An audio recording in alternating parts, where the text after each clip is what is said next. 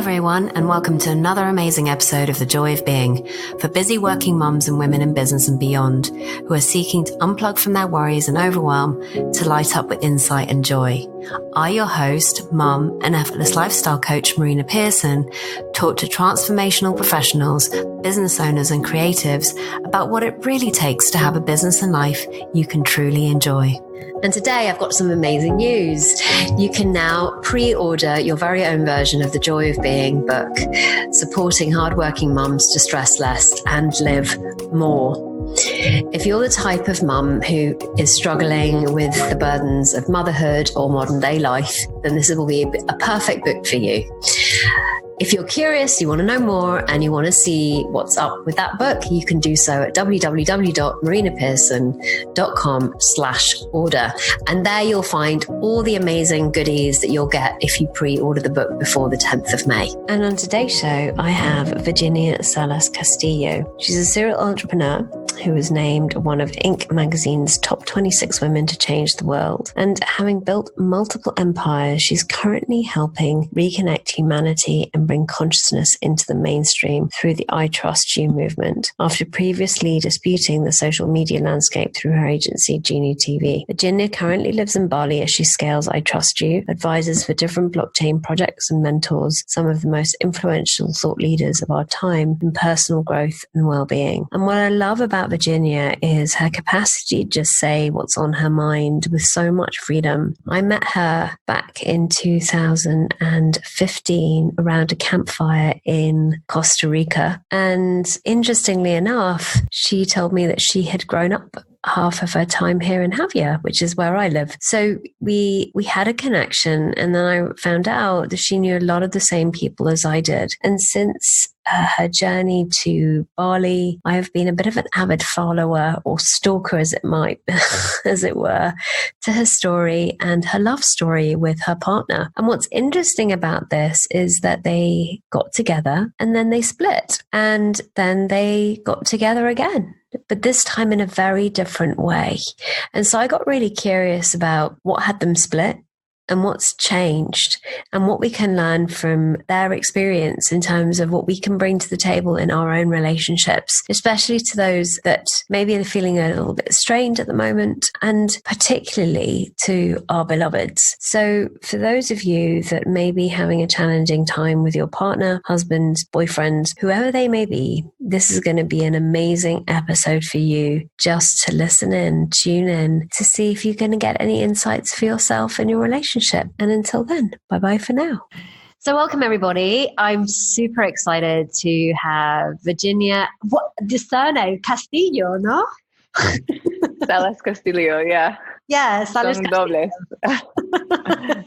I met Virginia about 2.5 years ago now, or was it 3? Gosh, a lifetime ago it seems, on a Costa Rican beach around a campfire at the Mind Valley Festival, where I was doing a talk, and we started chatting, and it turns out that Virginia used to live in Javier, which is like weird because that's obviously where I live. And so I've been following her journey, and since then, and I just love her space, love where she's at. And also today I wanted to bring her on to talk about her relationship to her beloved, mainly because I'm intrigued. I want to know more about relationships anyway, but mainly because of her journey with that. So welcome, Virginia. So wonderful to have you here. So amazing to be here and reunite after our beautiful campfire in Costa Rica. So Virginia, what do you do? Like, what are you up to in the world right now? Yeah, so everything I do, every way that I spend my time is in service of this earth and in service of the beautiful humans that get to live here. I've created a company called I Trust You.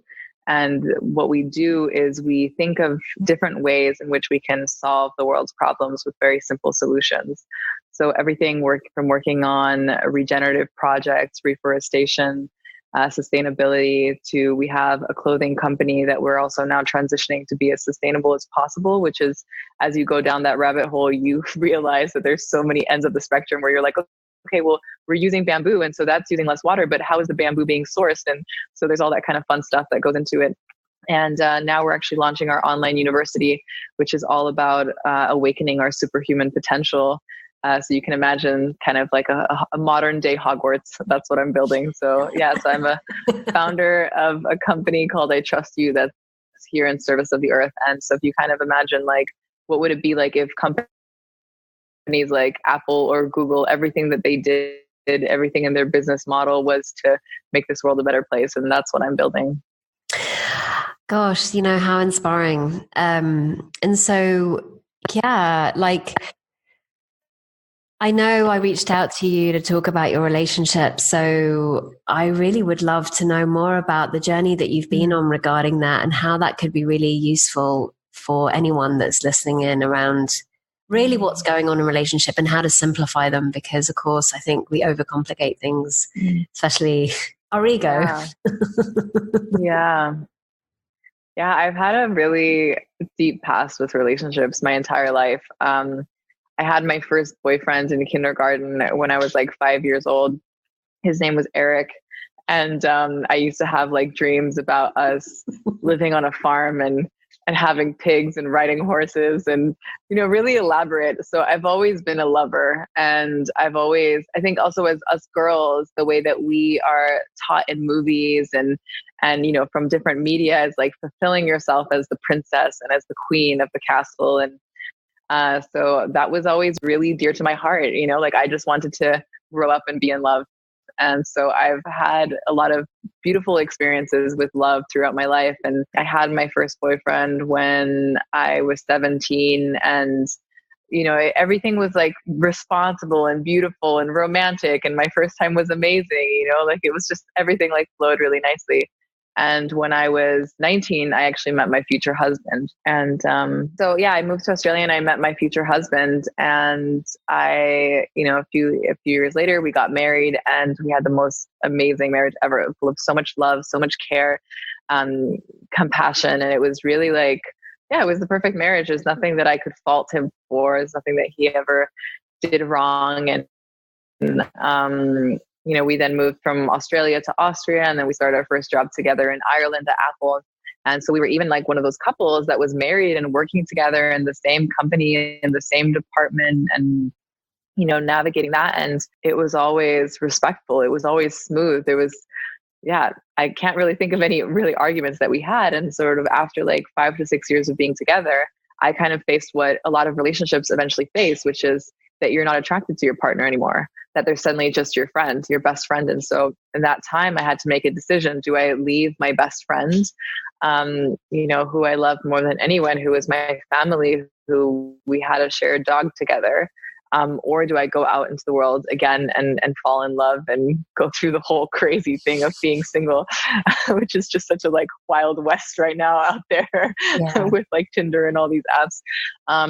And I decided to try that. It opened our marriage. So we decided to, try having other partners as well and be with other people and see what that was like. And, it was interesting. It definitely brought a new level to the relationship. So suddenly in Ireland, I had a boyfriend and a husband at the same time. And so we were having to like learn new things about, ourselves and about our boundaries and what that felt like and jealousy and all this kind of stuff. Then eventually for my career, I moved to Spain and I integrated in life there and had a new job, and the relationship kind of fizzled. Like we were trying to stay together because that's kind of what society asked of us and told of us, that it's like your marriage is going to be failed then if you separate.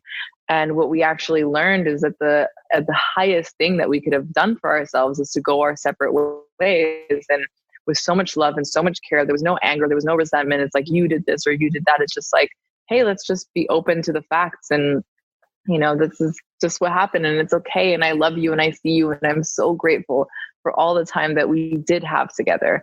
And so, so I had that beautiful relationship behind me, and, entered then a few different ones, and always learning and always being present. And I think it's really important that we don't scar each other in relationships.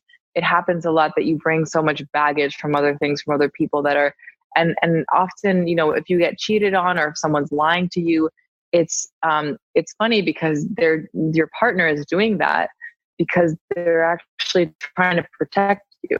They might want something outside of the relationship, or might want to move on or go into a different career path or move to a different country, or just try to be by themselves for a while so that they they then try to protect their partner and not tell them and just continue on the relationship instead of being open. And so I think one of the most important things in relationships is like total transparency, honesty, vulnerability, and the number one person that you can service is yourself. And we have so much negative stigma around being like, oh, you're selfish and you're self-centered, but self-love is the most important love. And so I guess what I'm getting to with these different stories of relationships is the most important lesson that I was learning was how to love myself and how to step into relationship with myself. And, you know, we love talking about that. It's such a buzzword right now, self-love, and you should love yourself. And so many people come to me and they're like, well, Virginia, like, what does that actually mean? Like, how do I love myself? Like, what is the practice of self-love? And I gave a talk on this 2 weeks ago here in Bali, and I guided people. I had them close their eyes and I guided them through this very easy sort of meditation visualization where I just brought them into the space of loving themselves. And it's as easy as just saying, thank you to yourself. I love you to yourself, and really feeling the gratitude of everything that you've done in your life, everything that's brought you to this moment, and how much you've had to push and struggle and fight to be here and to have all the things that you have, and giving yourself that moment to just reflect on that and feel it. So I think, when I talk about relationships and, you know, what there is to share, that's the first step, is really being present with yourself and not needing someone to fulfill your needs, not needing someone to tell you that you're beautiful or tell you that you're amazing. Especially like as a confident woman, like I'll like step into a room and I'm like, yeah, I'm beautiful. Like, yeah, I look great. Like people will be like, well, like that first puts them off, because we're taught to, you know, like humility is the right way. And, you know, you put yourself down. Oh, me? Oh, what, this dress? Like, what do you mean? Like, this doesn't look good, you know, but just like stepping into that and being like, yeah, I look great. I love myself. I feel amazing. And that's why, only because I love myself so much, can I even step into a relationship with you and to see you for the amazing miracle that you are, instead of hoping that you'll fix me. I love that. You know, when you were talking about self-love, what came to mind was a podcast I was listening to the other day, where it was actually a Michael Neal podcast, and he was talking about this very thing. And what I really heard in that, and what I'd already kind of come to, was that love, that feeling of love, that place of self-love, is always there when insecurity isn't. So that place we can drop into, because we are that, right? We're kind of manifest from that energy that created us in the first place. So it's so interesting to me how, when I look back, I like go, okay, so how did I deal with somebody else's drama, for example? Well, in the past, I used to get really hooked in and feel like that there was something that I was doing that was wrong. And now I can actually step back and go, that's your shit. That's got nothing to do with me. I'm just going to go off and actually have a really nice day. I'll see you later. It's so freeing when you can come from that place. Yes, it is. Because to think that you can go into a relationship without somebody else having a little bit of drama, I think is also a big myth. That we always get, that we're bound to have moments of going, but just when I look at my son and I see he has his own thought storms, and I just hold him with love. That's what I do as a mum, if I don't get caught up in my own insecurity. But usually if I'm there with him and just loving him, regardless of whether he, you know, when he's in his tantrum, the tantrum goes away really quick. Like that, creating that space of love just actually diffuses the because the energy can't go anywhere else unless you kind of start going blah blah blah. Yeah.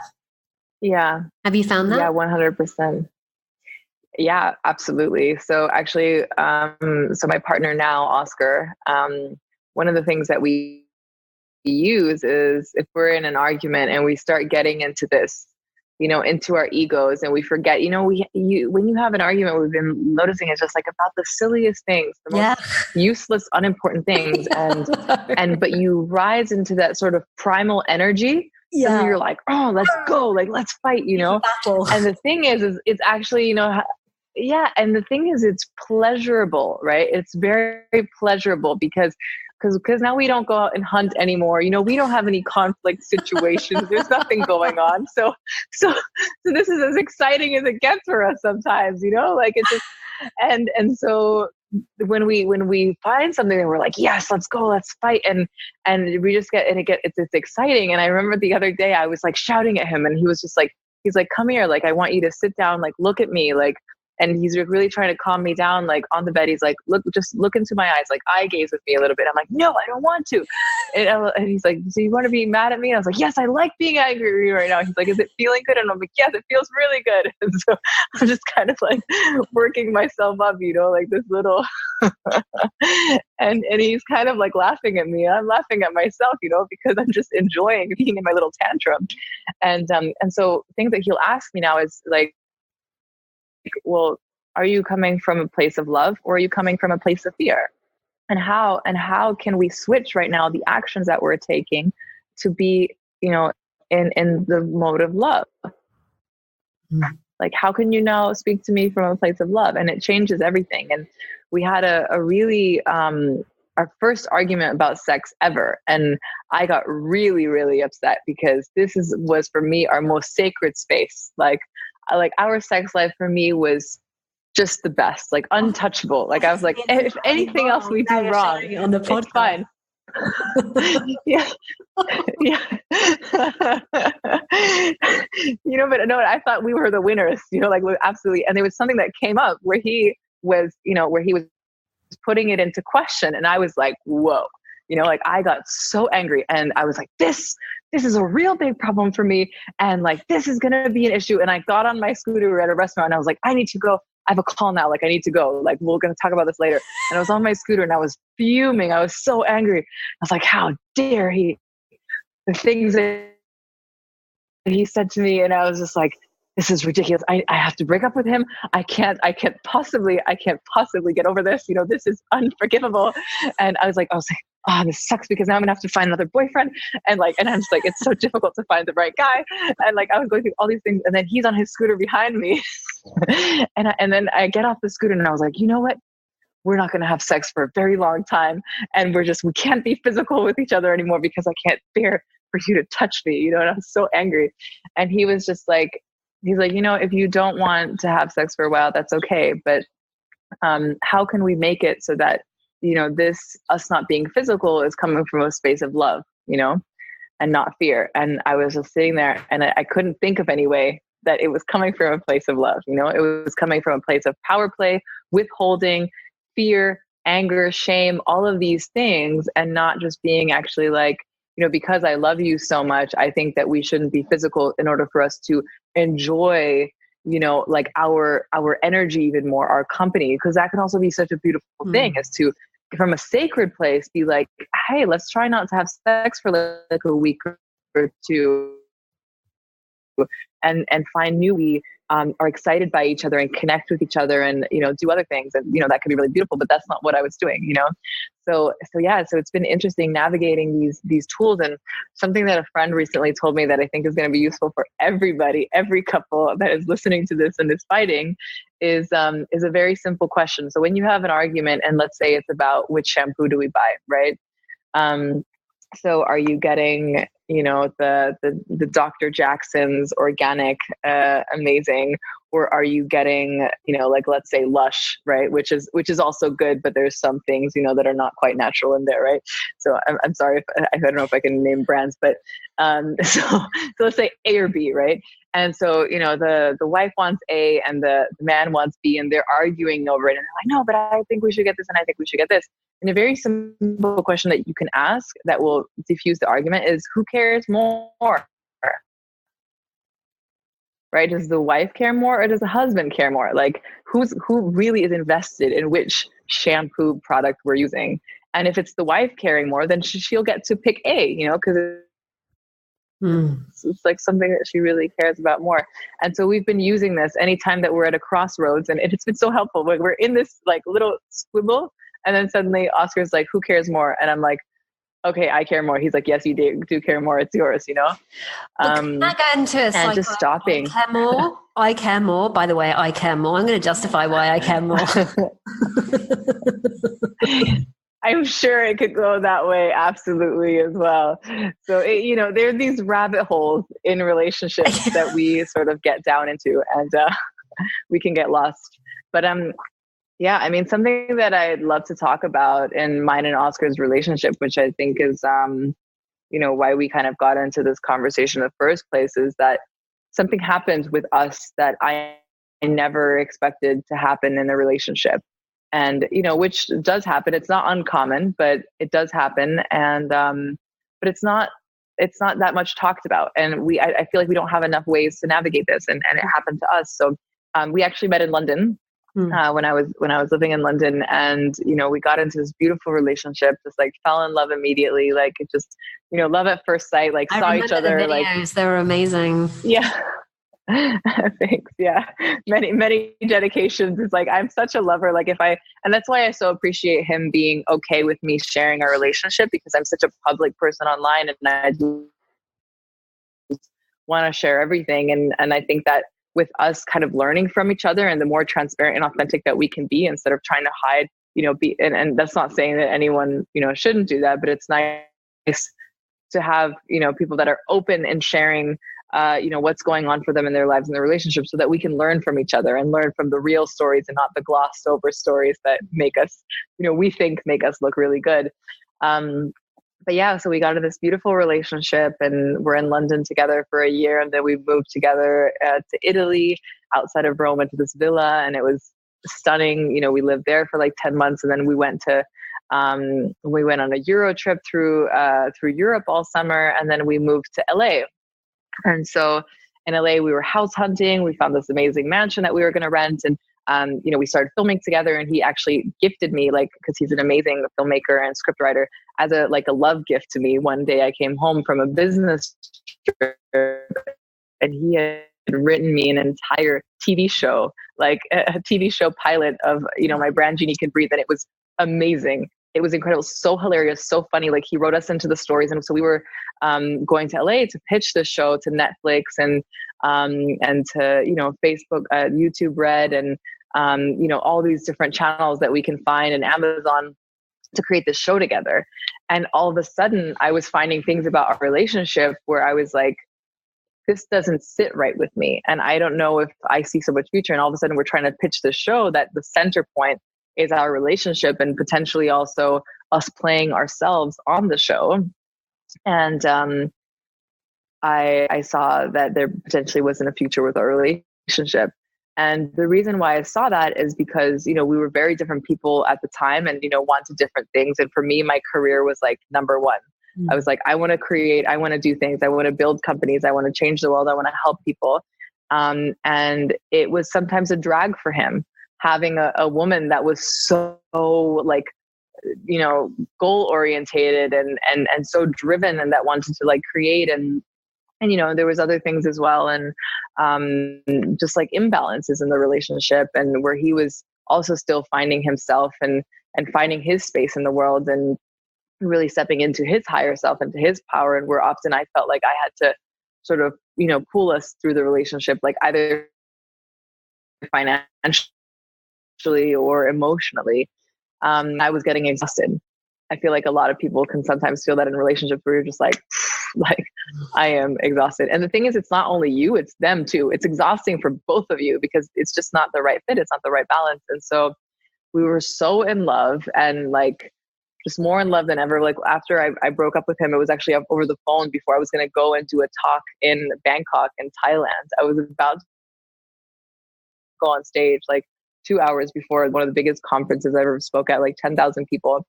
And I call him. I just decided on a whim to call him. And I already knew I was going to break up with him. I decided on that trip, I was speaking to my best friend about it. I was like, that's it. It has to stop. I was drained, And I get on the call with him, and we're so in tune. We're he just knows me so well. We're talking for 10 minutes, and he's like, "Are you going to break up with me?"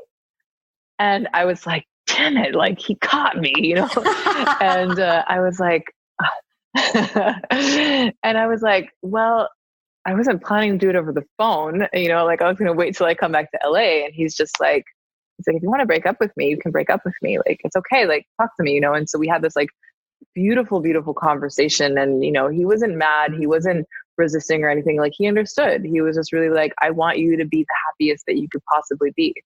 And like, I know that I'm, not providing that to you in the moment. And like, if that's how you feel, like I 100% like surrender, to your happiest. And it's like even more difficult that way, like you'd wish them to be like angry at you, but like he was just full of so much love. And so I went back into my hotel room and I just cried and cried and cried for all the time that I could cry before my talk. And until my best friend came in, she's like, okay, get up. I'm going to like, I'm going to get you ready for this talk, like giving me all the tissues, like wiping off my tears. And she gave me this amazing like breath work meditation. She's like, this is going to reset your entire like immune system, your entire paraplegic system. And so I did this like breathing for 15 minutes and I was like reset, like, and I was ready to go. And I actually delivered one of the best talks I've ever given. And it was amazing. But after I came back then from Thailand, we had the most amazing like breakup week. We're like, we're going to celebrate our breakup and we're going to have the best time of our relationship. And so we went to comedy shows and we watched The Notebook under like open air cinema and like rooftops in LA and, reminisced and it was just so beautiful. And we actually, when I left LA, we had like our last farewell before our breakup was at Universal Studios. So we had like the most funnest, awesome day at Universal Studios. And then I say goodbye to him, like, and I get on the plane to Colorado. And so, it was always a celebration. And it was difficult. So when we then, we're apart, like we would still talk and we would still, say I love you and I'm thinking about you and all that. And it took a while to try to distance ourselves, to step into the new lives that we had chosen and try to be with new partners. And it was really difficult. Like the first time that I told him that I'd slept with someone else, it's like soul crushing. And it was around like 6 months that went past and, we both saw other people and we were both trying to get back into the routine of our day-to-days. And like, we were both happy and like, I was happier than ever. Like I was growing, my company. I here in Bali, like living my best life and having more amazing friends that I've ever had. But, like I never stopped loving him. I always truly, truly just like, he was always on my mind, and, when I was, then left for the first time I left Bali and I was going to go to Envision in Costa Rica. It was the first time I was back actually since we met there. And then I went to Colorado to visit my dog. And then I had an option, right? I was like in the middle of the world suddenly, right? So Bali's on the other side. And then I'm, in Colorado and I could have flown over San Francisco to go back to Bali, or I could have flown over London to go back to Bali.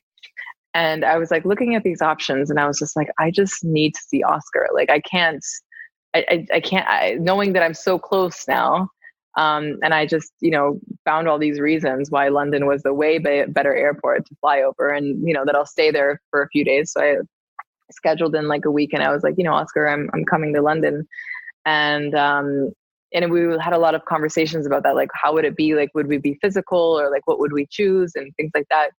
And, I'd scheduled a few, business meetings as well while I was in London. I'm like, yeah, no, I'm going to be taking business meetings. I'm going to do my thing. I'm going to be focused. I can't let myself be too distracted. Maybe I'll go on like 1 or 2 dates with him. And then one of my advisors actually, who was in Wales, said he would drive all the way to London to pick me up from the airport at like 8 o'clock in the morning. And so, and then, we were going to have different meetings and, do all this business stuff. And then Oscar was going to see me the first day that I came, like after I arrived from the airport. But then I had to cancel because I was like, oh, well, our advisor is coming and then we have all these meetings, like, don't come or like, we can't meet up. And so I later then found out that he was going to surprise me at the airport. Like he was going to actually, welcome me and stuff. And I was like, damn it, I missed that chance. But that first night when I was in London, I scheduled like a comedy show, like with our advisor and, one of my friends. And so we were at this comedy show and the whole time, like I was thinking about Oscar because he also does stand-up comedy And it was like 11 o'clock at night when we finished. And I was like, damn, I just like want to go to his house, you know? So I texted him and I was like, hey, are you awake? And then I was like, no, I can't do that. Like, I can't text him. Like, it's so lame of me. I have to be like resilient, you know? And I was like, I can't just like fall into this whole thing again. So I like on WhatsApp now you could like delete the message. So I like deleted the messages that I wrote to him, and I like, you know, went home and went to bed. And I was like, good. Like I did that, like, cause I didn't want it to be like a, you know, 11 o'clock at night, like almost like a booty call or something. And like, doesn't feel like in total, like sacredness and integrity. And so I went to bed, and the next morning I hear this like banging on my door. Like someone's like about to like knock down my door. It's just like bang, bang, bang. And I'm just like, who the hell? Like I'm in an Airbnb. Nobody knows where I live, you know? And, so finally I was like, they're not knocking on my door, but then I just hear like Jeannie, and I'm like, okay, like I guess someone's here. So I wake up and I'm like in my PJs, and I open the door, and there's like Oscar standing there, like totally like Cruel Intentions, Ryan Philippe, with like long black coat, like looking like smoldering and sexy. Like he's like, I try to call you, you know? And, you know, he saw my text from the night before, and that I deleted. So he was like, what's going on? Like, I have to like go over there. And I'd sent him my Airbnb address before, cause that's what he was going to pick me up for like our previous date. You know, it was so beautiful. Like that moment, you know, like just like reconnecting and seeing him, and just like, just knowing how much I loved him. And so without like saying anything or like, you know, like welcoming him, I just kind of like stretched out my hand and like grabbed his hand and just quietly just brought him with me to my bed. And then I just like snuggled him, you know, we just like snuggled. And so, you know, instead of me doing all this business stuff, we just spent this like whole week together in London, and it was so beautiful. And, just like really true. You know, often when we're in love with someone, we try to argue with our brains and our minds of like why it doesn't work and why it's not perfect. And a lot of that is fear, is because we are protecting ourselves. Mm-hmm. We want to be safe, and we don't want to be hurt, because when we give our heart, you know, to someone that we actually truly love, it's scary. And we feel vulnerable. And so our mind comes up with so many ideas of why that shouldn't work. And, but in that week, we just really sort of surrendered into it. And I was just like, you know, we can just be lovers. You know, like that's just so easy. And, for some reason, in that week, I kept on telling him like, come to Bali, like, you're going to love Bali, like, come visit me. And like, you have to check it out. Like, it's paradise there, and the food is amazing. And, you're just going to love it. But my brain was saying like, no, Bali is like your sacred ground. Like that's your place, your new home. Like you can't have him coming there. Like you're going to find a new partner, like someone that's better suited to you or whatever, you know, like brain coming up with all of these ideas. And, but I kept on saying, come to Bali. And then, you know, finally I left London and I was back here at home, and I was really thinking about him a lot, and still staying really connected to him. And then eventually when we were on one of our phone calls, he's like, yeah, you know, I do think I'll come and visit you in Bali in the next few months and stuff like that. And I was like, oh yeah, cool. And then my brain is still saying like, oh, like he shouldn't come. That's not a good idea. But my heart is like, yes, he might come to Bali. And then like a week later, we're on the phone, and I was like, by the way, like if you come to Bali, like don't make it a surprise. Don't make it some like romantic gesture, you know, and just like show up at my door, because then that would mean something, you know, like that would, you know, that would mean like we're coming back together or whatever. And this needs to be more neutral. Like we're lovers, you know, like you tell me, like, cause we're just friends, you know, like all this kind of stuff. And then he's like, oh, so if I come to Bali, I should tell you, like 100% you're sure. And I'm like, yes, 100%. If you come to Bali, you have to tell me. He's like, I'm coming next week. And I was like, what? He's like, yeah, I already bought a ticket. Like I fly in the 10th of April. And I was like, what? And like, in that moment, my heart was like, you idiot. You should have let him surprise you. That would have been so much better.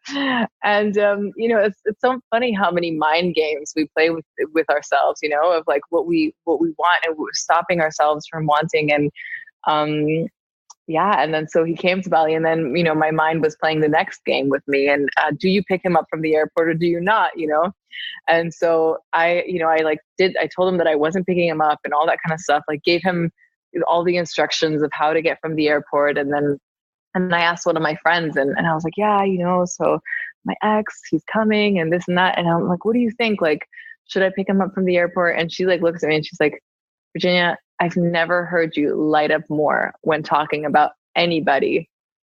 Like, you really care about this man. And I was like, yeah, I do.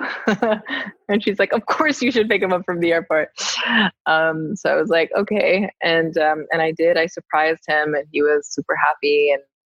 And I was still like keeping my distance, because I was like, yeah, like we shouldn't be physical with each other, and we shouldn't do this. And, trying to create all of these circumstances and barriers and rules for our relationship. But we just fell into it again, like always, because that's what love is. That's what your heart is. It does what it truly desires, and it does what it truly wants. And it was really funny, because we were spending all this time together, because so I was like, make sure you have your own place, you're not going to stay with me. And so the first night when he arrived from the airport, he stayed at the place that he booked, and then every night after, he stayed at my place. So he was like paying for his like own place, that safety net. And then we're like, we're not going to move in together, we're not going to anything. And then finally I I was just like, this isn't right. Like, we're not, this isn't natural. Like, as humans, like, we're always supposed to progress, and we're supposed to go on to the next thing. And I need to have someone better, and I need to have someone that's richer. I need to have someone that's this, like all of these things. And then so I was like, Oscar, this is it. Like, we need to break up, like no more. And so, we broke up the relationship, and it was awful. Like, it was really heartbreaking. Like, both of us were just like in total agony. And then one morning we were texting, and I was just like, man, I just wish I could like turn off the lights and you can just like sneak in and like cuddle me, And he was like, if there is any chance that you and I have a chance together, like that could still be together, like I'm going to come over there right now. Like, we need to talk about this in person, instead of all this back and forth. So he came, so he decided to drive over, and I was like, I don't think that there's a chance, but like, let's just talk in person, because like this over the phone stuff doesn't make sense. And so he drives to my house, and he's sitting on my bed, and I'm like looking at him. My whole body language is just like, no, we're not going to be together. Like, no, I'm not going to let you. And he was just like, you know what? Like, this whole time when we broke up and all that stuff, like, I didn't fight for you. He's like, I remember once you said to me, if I'm stupid enough to break up with you, fight for me. And he's like, I never fought for you. Now I'm going to fight for you. And I was like, wow. And a lot of things clicked for me in that moment when he was there, like showing up, like in his like divine masculine, and just being such a rock, and being so present, that I was like, both of my parents were married 3 times, and all 3 marriages, they're not together anymore. And my parents would always fight. They would fight so much, but they never fought for each other. And I realized that this was a foreign concept to me, of us truly fighting for one another, being present for another. And I was like, wow, like I never really gave this a chance. Like, I never really fought for this relationship. And he said, look, like, let's suggest this. Like, here in Bali, we do a lot of like beautiful ceremonies where we will like go into sort of like Native American ancient traditions, where we sit around the fire and we like chant and we sing, and doing this has been so healing for me. Like, it's really a change, because it's difficult for me, to meditate every day, and to do these things like that are such important practices for our mind, to truly be present to who we are, and how grateful and blessed we are to be on this earth. And these ceremonies have been really good for me, and I've always wanted to bring him to one. And so he's like, how about this? Let's go to the next ceremony and let's sit all night and pray. Pray with your whole Bali family and everyone, and let's see if we are meant to be together.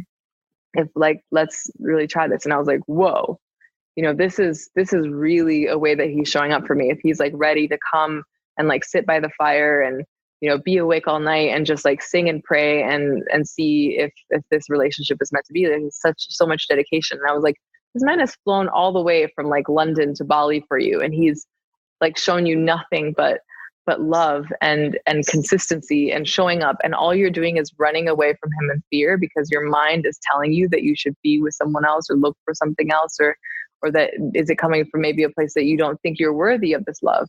And so I was like, I really want to explore that, and I really want to look at that. And so I was like, okay, you know, I was like, you get to take me on a date tomorrow or something, you know. I was like, let's go for dinner. And he's like, okay, I'm going to make this the best date ever. And so he like tells me to meet him. He's like, it's a very specific time. It's really important that you're there. And I was like, okay. And so he brings me to this like square in Canggu with like, there was like a playground and like all these restaurants and all this stuff. And then he like stands me before this wall and he's like, okay, stand here. I'm like standing in front of the wall, and all of a sudden a projector turns on and it's like his face. And he's made me this entire like movie of like our relationship. And it's like him talking to me, and it's just so beautiful. It was like a marriage proposal. And I was like standing there, like just tears in my eyes. And in front of like all these people, all these strangers, like witnessing our relationship. So amazed and so touched at like how this man like over and over again shows up for me, and like, you know, shows me that he loves me publicly and is not willing to hold back or spare any like expense or time to really be there, you know. And you know, we went to the ceremony and we prayed, and it was funny because, you know, he was expecting, he like kept on looking at me like he was expecting like God or the universe to give me some type of divine answer that we should be together. And eventually throughout the night, like I just kind of had to laugh because there was sort of like no question whether we should be together again or not. Because, you know, if he's willing to step in here, you know, with my whole family and be there and be present and pray for me, like, of course he is my man. I just wanted to watch the type of man that he was while doing it, you know, like how much would he complain? Like what, how would he show up, you know?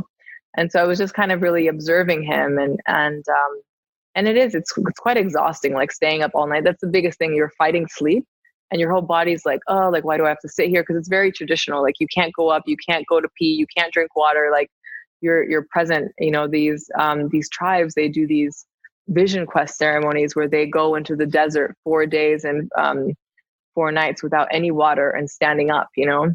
And so these like different things have been so like very helpful to seeing like how resilient we are as humans. And so, you know, he was really stepping up, and he was being there and being powerful and not complaining and being by my side. And I was like, yeah, this is really the man that I want to spend my life with. This is really someone that, you know, comes and steps up over and over again. And stepping up into this new relationship has been like, I mean, the first time it's been super beautiful, like just coming as the new people that we are, and you know, everything that he's learned in the 6 months that we've been apart, and everything that I've learned, and how we've been able to progress and develop ourselves. But also being really conscious about not bringing back old patterns and being like, oh, well, you know, you always did this or you did this. And if ever I bring something that up and he's like, well, was that Oscar from the old relationship? And I'm like, okay, yeah, I guess it was. And he's like, well, don't compare that because that's not what's happening right now. And so I was like, okay, sorry. You know, so yeah, so that's kind of where we are right now. And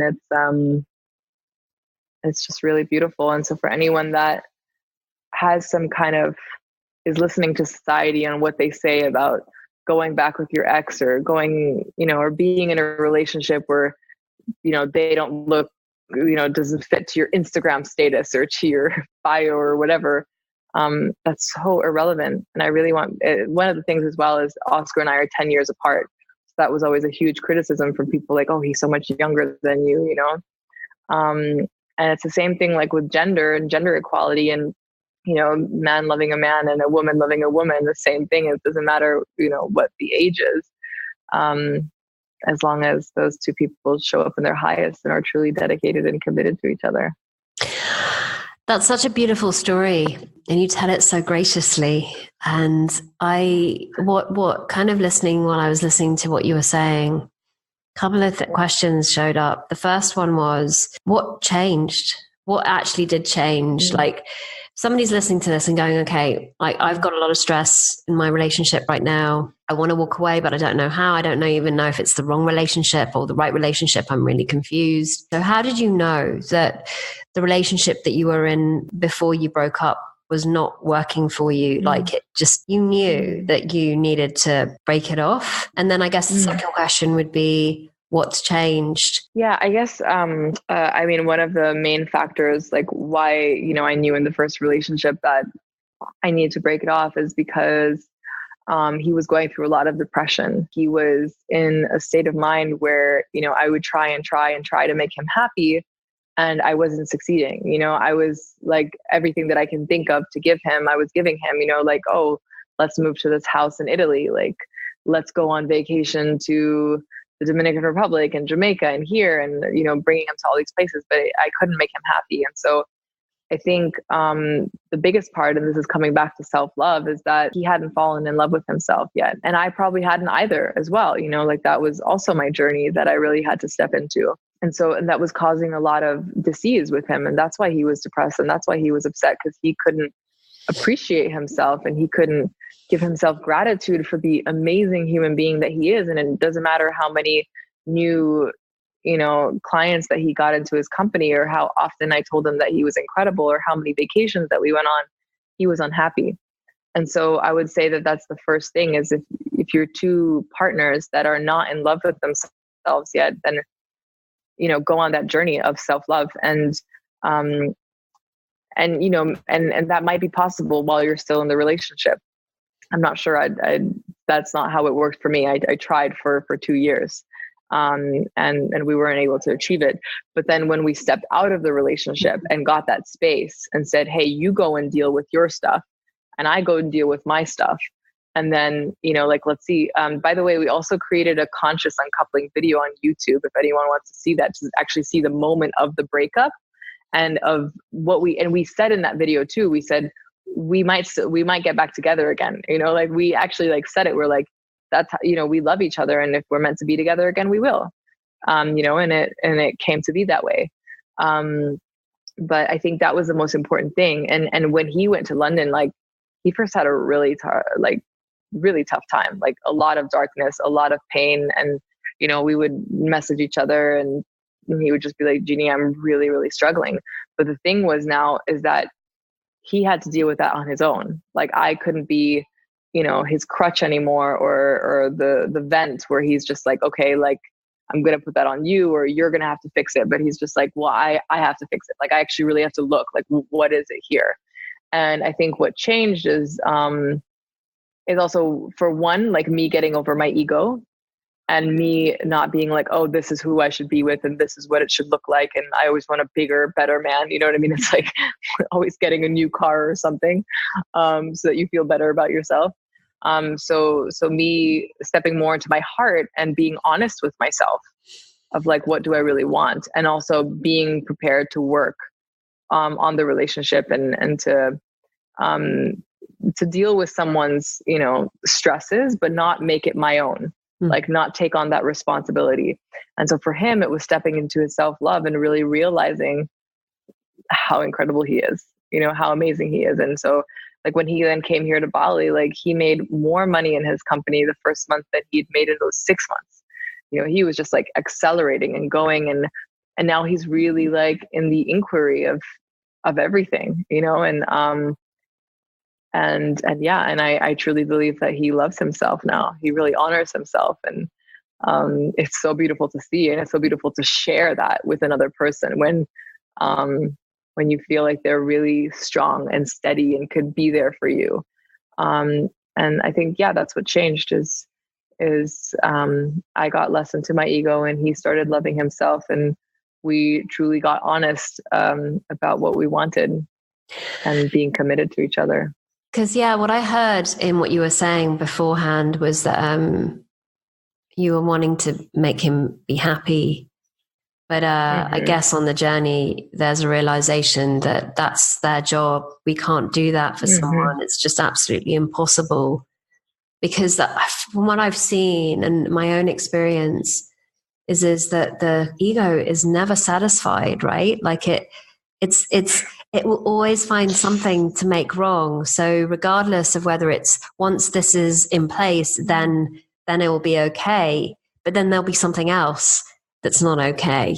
And so once that is in place, then that will be okay. And it can never be quenched. Like that thirst that we have for it to be okay can never be quenched when we think that it's got something to do with the outside world, or that something has to be in place so that once that's sorted, then this will be fine. Mm-hmm. Yeah. 100%. I wonder how many, relationships are in that dynamic right now around the self-love and around the ego. I think those are two just really, really important pillars to look at and just be really honest about. And there's like no right or wrong, and there's nothing shameful about it. I still have my ego come up. I still have my ego come up in different situations where I question. I'm like, oh, well, is this really, the best suitor for me? Or he has situations in which he comes up and questions his love for himself, or questions how amazing he is. And but that we're aware of it and that we maneuver with it, and we realize that it's each to their own, and that's their own space to, and we'll be here witnessing and holding space and just showing love. But they need to kind of slay that dragon by themselves instead of us slaying it for them, because otherwise then they'll never learn. Yeah. And I we're born into this world alone, and I guess the only ever experience that we're having is our own. So, but what I've seen time and time again is that couples who come from that place of love more of the time, that they sit in that place more of the time, that they don't come from that place of ego or attempting to defend their reality, are able to create really enormous things in the world. Because that stuff, it comes and goes, but there is a default position where two people can come to co-create something even bigger than themselves. At least that's what I've seen. Have you found that to be true? 100%. Yeah, I have some really lovely role models in a relationship that have been a huge support. That's why I think it's so important that, we share about this and we share about our relationships, because like we learn from our fellow brothers and sisters who are, sharing what they're doing. And two books that I really, really want to recommend on this that have completely changed my life is one, The Mastery of Love by Don Miguel Ruiz. He also wrote The Four Agreements. And in The Mastery of Love, I recommend just to get the audibles. It's so easy just to listen to them. And so in The Mastery of Love, he talks about the whole fear and love relationship, and about how like you can compare like a true love relationship like to the relationship that you have to your dog, right? So love your partner the way that your dog loves you, like unasking, like just being there, like present. Like every time you come home, it's like you've been gone for a year. It's like, oh my God, like I love you. You're here. I love you so much, And I'm a huge dog person, so it's always really easy for me to relate to that. And goes a lot into self-love. And then the second book that I would recommend is Conversations with God by Neil Donald Walsh. And Oscar and I were laying in bed and listening to it yesterday. Actually, he goes into relationships, and Neil Donald Walsh is asking God, like, why do I have so much problem in relationships? And like, does it always have to be, so full of so much conflict? Like, why can't they ever be happy? And God replies and says that the only relationship you ever need to worry about is the relationship to self.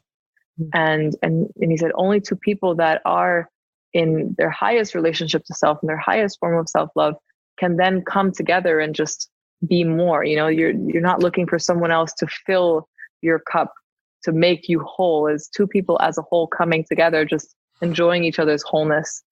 And I think if we think around who we know and our experiences, like who of us is like whole, right? In that sense, it's like that, again, that like ego striving for perfection, right?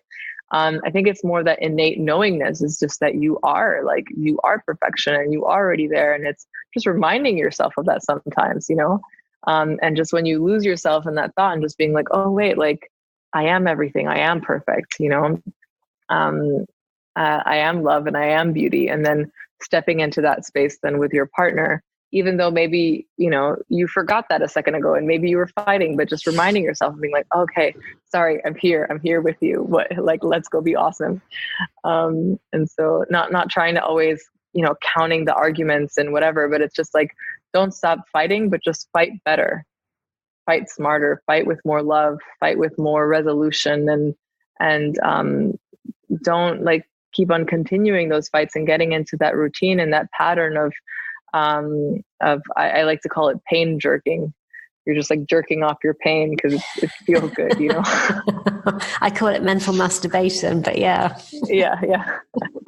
Exactly. Yeah. So if somebody's like, just one last question I have really, if somebody's kind of attempting to figure out whether they should stay or go, for example, like what would you speak? What would you say? How would you speak to that? I would ask you, how much do you feel you are giving right now, right? So first of all, like look at your piece. Are you really showing up? Are you really showing up in love? Are you really trying to listen and resolve and create and grow together? And I mean, first of all, like, do you really love them? Like, is this the person that you love no matter what, right?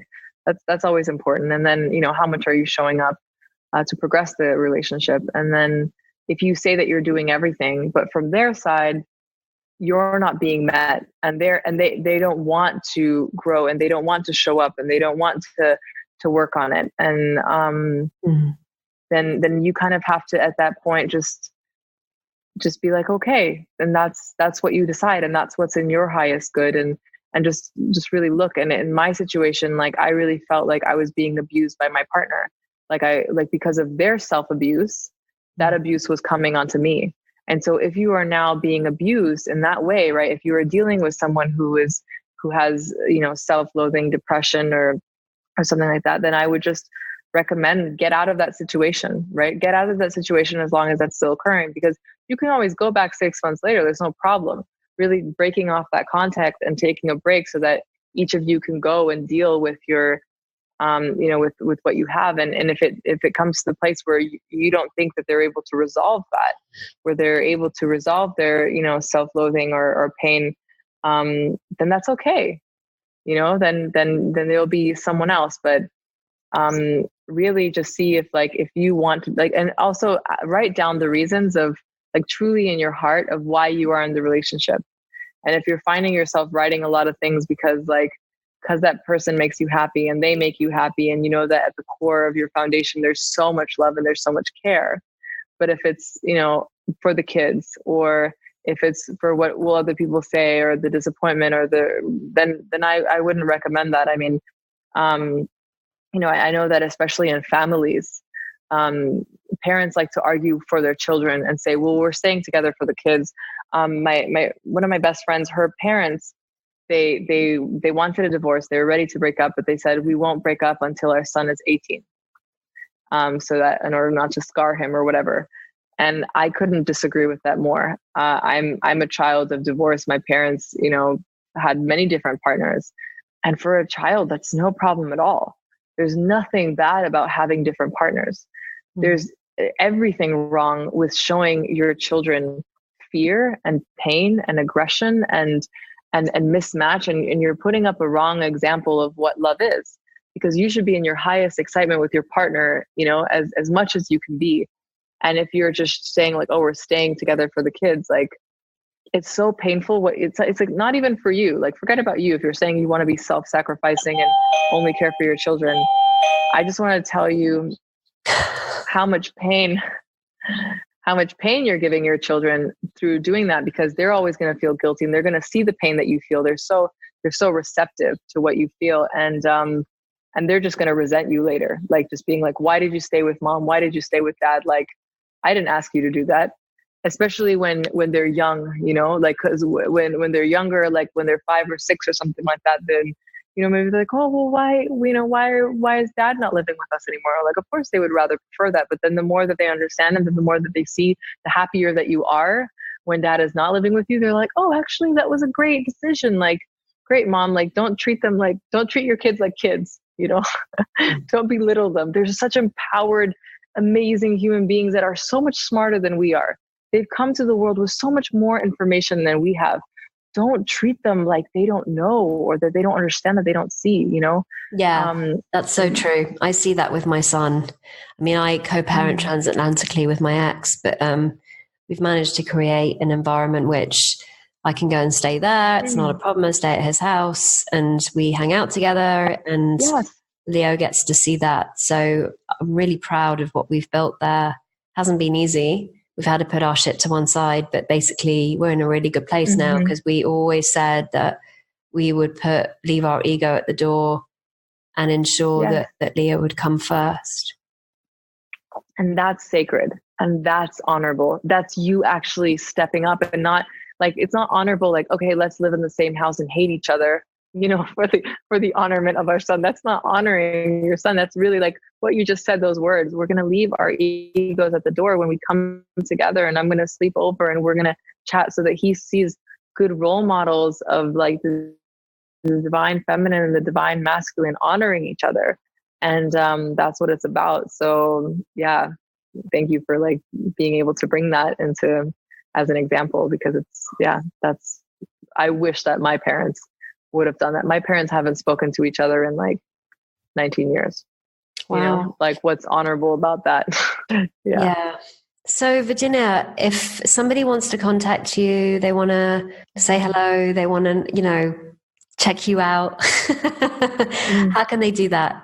For sure. So Instagram is definitely, I think, the main platform that I use at the moment. I even stopped checking my Facebook messages. So Instagram at my full name, Virginia Salas Kastilio. And they can also check out our website, iTrustYou.love. We have a lot of like cool stuff on there. We also have a meditation that I really recommend for partners to just like lay down with your partner. And that's the thing, was like really creating those sacred spaces. Lay down with your partner on the bed, close your eyes and play the meditation. And it'll really go into a space of healing. So cool. I want to check that out. So, I hope everybody got as much out of it as I did today. And thank you, Virginia. It was beautiful to share the space with you today. Yes, thank you for having me. And thank you for bringing this beautiful love out into the world. So, your podcast. Thank you. Thank you. And so until the next time, bye-bye for now. Bye. And there we have it, another amazing episode of The Joy of Being. If you enjoyed this podcast, you may well enjoy the book as well. You can either download a free chapter, www.marinapearson.com/chapter, where I go into much more depth into how we can create more time and space as mums. And if that doesn't fly and you're more curious about getting the entire book, then you can do that too at www.marinapearson.com/pre-order. There you'll find a page with all the amazing goodies that you'll get if you pre-order it before the 10th of May. So until next week's episode, remember, you are the joy you seek.